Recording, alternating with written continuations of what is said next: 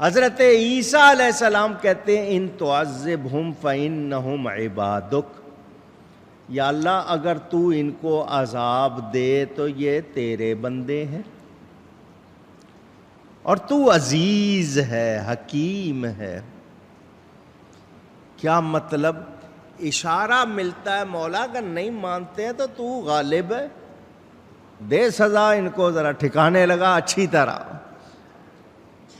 جو تیور بتا رہے ہیں نا وہ یہ کہ یا اللہ تو عزیز ہے، غالب ہے، حکمت والا، تو یہ جو نہیں مانتے ہیں بندے ہیں تیرے، نہیں مانا ہے تو ان کو سزا دے۔ یہ موسیٰ علیہ السلام عیسیٰ علیہ السلام کے حوالے سے روایت ملتی ہے قرآن میں۔ اب دوسرا آ جائے، حضور صلی اللہ علیہ وسلم دیکھیں، حضرت ابراہیم کا بیان دیکھیں، جہاں وہ ذکر ہے کہ یا اللہ اگر یہ ومن عصانی، اگر یہ میری نافرمانی کرتے ہیں فإنک غفور الرحیم، تو آگے سے یہ نہیں کہ یا اللہ ان کو پکڑ اور سزا دے، مولا بندے ہیں نافرمانی ہو گئی ہے، تو بخشنے والا مہربان ہے۔ یہ مزاج ہوتے ہیں، کوئی سخت ہے، کوئی نرم ہے، کوئی دھیما ہے، کوئی تیکھا ہے۔ تو اب ہمیں یاد رکھنا ہے کہ ہمیں ڈرنا ہے، ہمیں، کیونکہ وہ بے نیاز ہے۔ دھیان سے میرے یہ جملے سن لو، ہمیں ڈرنا ہے کیونکہ اللہ بے نیاز، بے پرواہ، کون سی بات بری لگ جائے، وہ چھوٹی سی کیوں نہ ہو، بری لگ جائے، ہمارا کوئی حال نہیں۔ بہت بڑی نیکی ہو اس کو پسند نہ آئے، ہمارا کوئی حال، کیونکہ وہ بے نیاز ہے، اس کو کوئی ضرورت نہیں۔ بس کوشش یہ کرنی ہے کہ اس کو ناراض نہیں کرنا، اس کو ناراض، اور وہ بڑے سے بڑا گناہ معاف کر دیتا ہے، شرک معاف نہیں کرتا، اپنے حبیب کی گستاخی معاف نہیں کرتا۔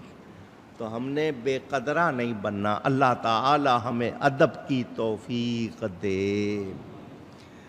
وہ عزیز بھی ہے، وہ رحیم بھی ہے، دونوں باتیں سامنے آ گئیں کہ اے محبوب جو تم پر ایمان نہیں لایا وہ کسی چیز کے ذریعے رب کو صحیح طور پر پہچان نہیں سکتا۔ نبی پاک صلی اللہ علیہ وسلم اللہ کی سب سے بڑی نشانی، اللہ کی ذات پر دلیل، سراپا معجزہ۔ دوسرے نبی معجزے لے کر آئے، میرا نبی خود معجزہ بن کر آیا۔ جو آپ کی مان لیں گے، اے حبیب جو آپ کی مان لیں گے وہ رب کو پہچان لیں گے۔ یہ جو اللہ فرما رہا نا اکثرہم مؤمنین، کیا مطلب ہے؟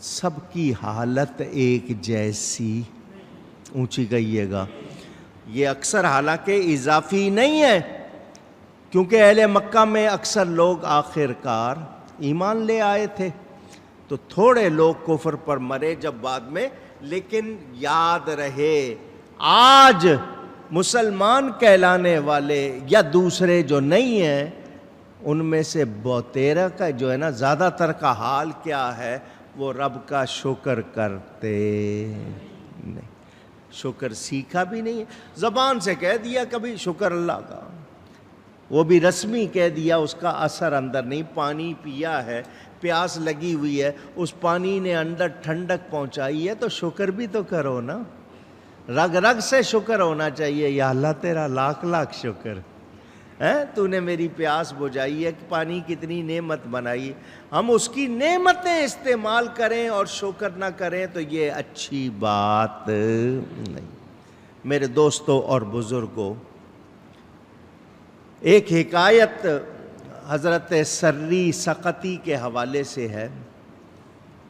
یہ حضرت سری سقطی حضرت جنید بغدادی کے ماموں ہیں۔ سیدنا غوث اعظم سے پہلے ہوئے ہیں، بغداد شریف میں ہی آپ کا مزار ہے۔ وہ کہتے ہیں ایک دن میں اپنے شہر کی جامع مسجد میں وعظ کر رہا تھا، میری تقریر کے دوران ایک بہت خوبصورت نوجوان بڑے اچھے لباس میں آیا، اس کے ساتھ اور نوجوان بھی تھے اس کے دوست۔ میں اس وقت یہ کہہ رہا تھا واعظ میں، تقریر میں، کہ تعجب کی بات ہے بندہ ضعیف ہو کر، کمزور ہو کر، اتنے قوت والے رب مالک کی نافرمانی کرتا ہے۔ اتنا کمزور بندہ اور اتنے طاقتور رب کی نافرمانی۔ تو میرے ان الفاظ سے اس نوجوان کے چہرے کا رنگ بدل گیا، وہ پیچھے کو ہٹ گیا۔ دوسرے روز پھر وہی نوجوان تقریر میں آیا، السلام علیکم کہہ کر دو رکعت نماز پڑھی۔ فارغ ہونے کے بعد مجھے کہنے لگا، اے سری سقطی، میں نے کل آپ سے سنا تھا کہ اس کمزور پر، ضعیف پر تعجب ہے جو قوت والے قوی کی نافرمانی کرتا ہے، اس کا کیا معنی ہے؟ تو میں نے کہا اللہ تعالیٰ سے زیادہ قوت والا کوئی نہیں اور بندے سے زیادہ کمزور کوئی نہیں، کون ہے اور؟ تو جب بندہ اپنے رب کی نافرمانی کرتا ہے تو یہ مراد ہے۔ وہ نوجوان سن کر چلا گیا۔ تیسرے روز پھر آیا، اس پر 2 سفید کپڑے، سفید رنگ کا لباس تھا، لیکن آج وہ اپنے ساتھیوں کے ساتھ نہیں، اکیلا آیا تھا، اور آ کر مجھ سے پوچھا، اے بزرگ یہ بتاؤ اللہ تعالیٰ سے ملنے کا راستہ کون سا ہے؟ تو میں نے کہا اگر تو عبادت کرنا چاہتا ہے تو کثرت سے نوافل پڑھا کر، روزے رکھا کر۔ اگر اللہ تعالیٰ کو ملنا چاہتا ہے تو جو ما سوی اللہ، یعنی اللہ کے سوائے ان کو چھوڑ دے، تو امید ہے اللہ تعالیٰ سے تو مل جائے گا۔ اور یہ ملنا، یہ وصول مسجدوں میں آ کر، خانقاہوں میں آ کر، اللہ والوں کے پاس آ کر یہ حاصل ہوگا۔ یہ سن کر وہ اٹھا اور یہ کہتا ہوا جا رہا تھا نوجوان کہ اللہ کی قسم میں سخت ترین راستہ طے کرنے جا رہا ہوں۔ چند دنوں کے بعد بہت سے نوجوان میرے پاس آئے اور مجھے آ کے پوچھا، احمد بن الکاتب کا کیا بنا؟ میں نے کہا میں تو اسے نہیں جانتا کہ یہ احمد بن الکاتب کون ہے۔ ہاں میرے پاس کچھ دن پہلے ایک بڑا خوبصورت جوان آیا تھا اور میرے اس کے درمیان یہ باتیں ہوئی تھیں، لیکن مجھے نہیں علم کہ وہ کہاں گیا۔ انہوں نے کہا آپ کو اپنے پیدا کرنے والے کی قسم، اگر آپ کو اس کا کوئی سراغ عطا پتہ مل جائے تو ہمیں ضرور بتائیے گا۔ میں نے کہا بہت اچھا۔ اس کے بعد کچھ برس بیت گئے، وقت گزرتا گیا، چند سال بیت گئے۔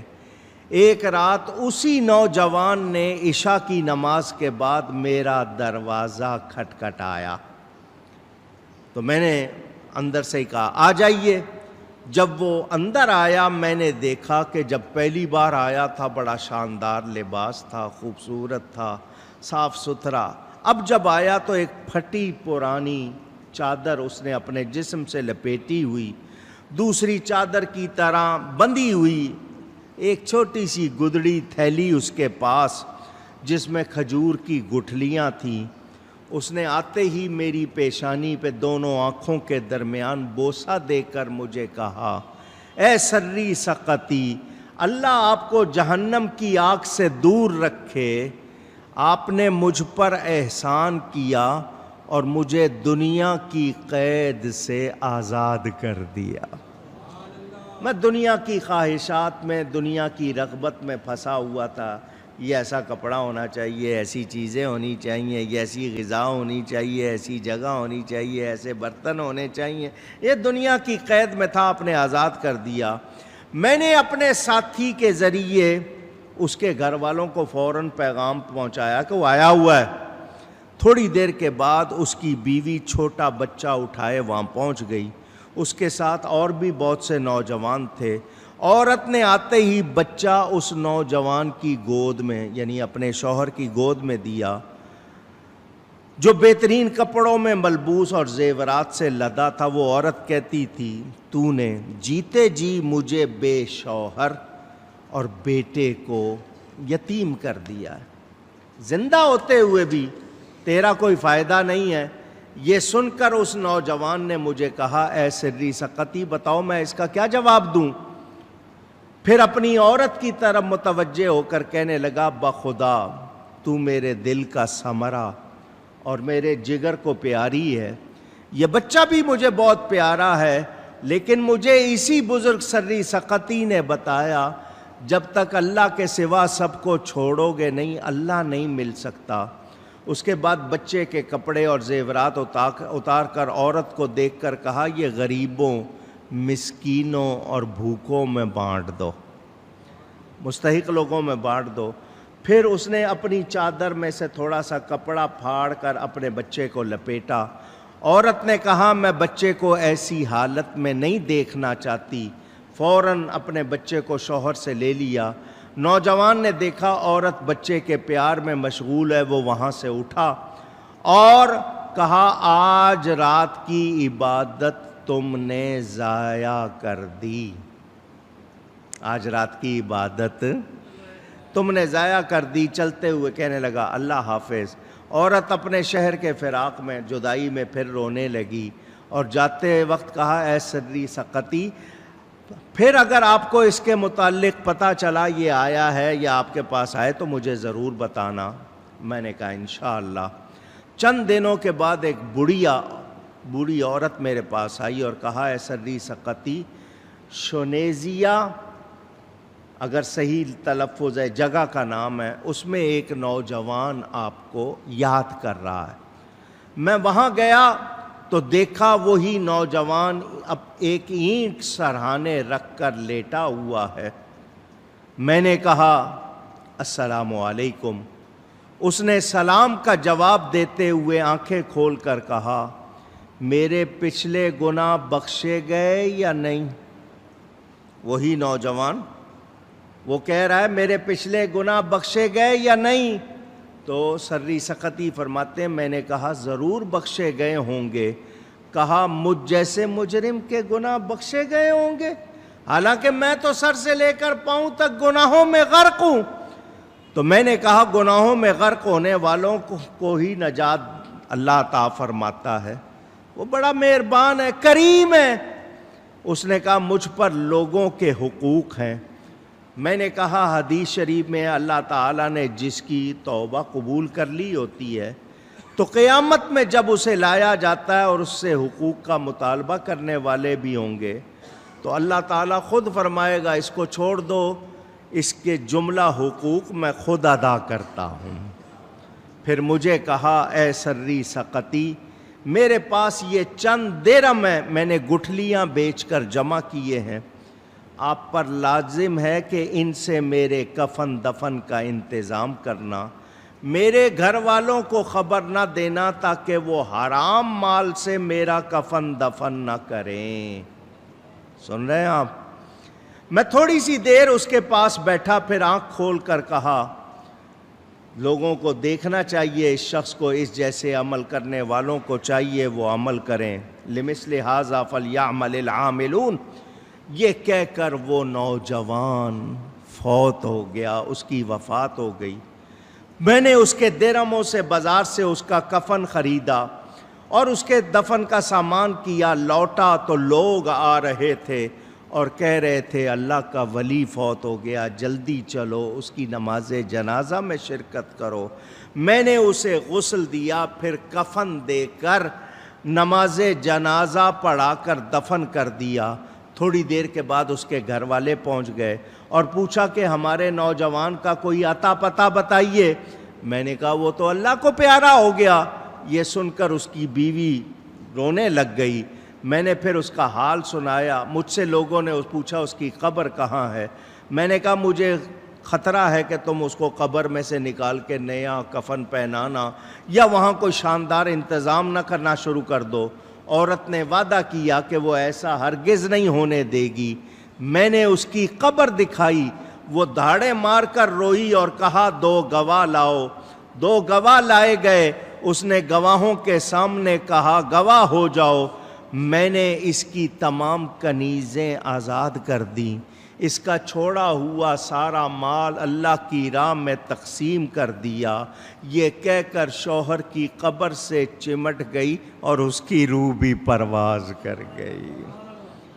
جو سمجھنے والی بات واقعہ پورا سن کر کہ جب اللہ کسی کی آنکھوں کو روشن کر دے, یعنی اس کو صحیح نظر آنے لگ جائے, تو پھر وہ دنیا میں رہ کر بھی دنیا میں نہیں ہوتا, وہ رب میں ہی ہوتا ہے.